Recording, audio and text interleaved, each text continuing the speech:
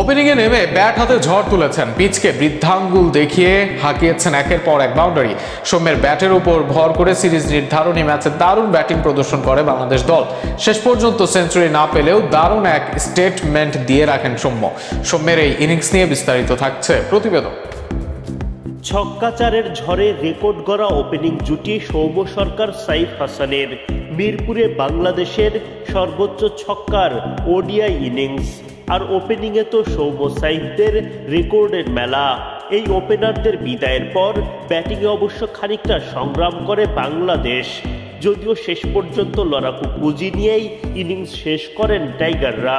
Series নির্ধারণী ম্যাচে toss জিতে ব্যাটিংয়ে নেমেই ঝড় বইয়ে দেন সৌম্য সরকার ও সাইফ হাসান। মাত্র ৮ ওভারের মধ্যেই দলীয় অর্ধশতক তুলে নেন দুই ওপেনার। চলতি বছরে প্রথমবারের মতো অর্ধশতক পার করা ওপেনিং জুটির দেখা পায় বাংলাদেশ। দলের ৫০ পার করার পরও দায়িত্বশীল ব্যাটিং চালিয়ে যান সাইফ সৌম্যরা। দুইজনই তুলে নেন 50। ৪৮ বল খেলে ওয়ানডে ক্যারিয়ারের ১৪তম 50-র দেখা পান সরকার।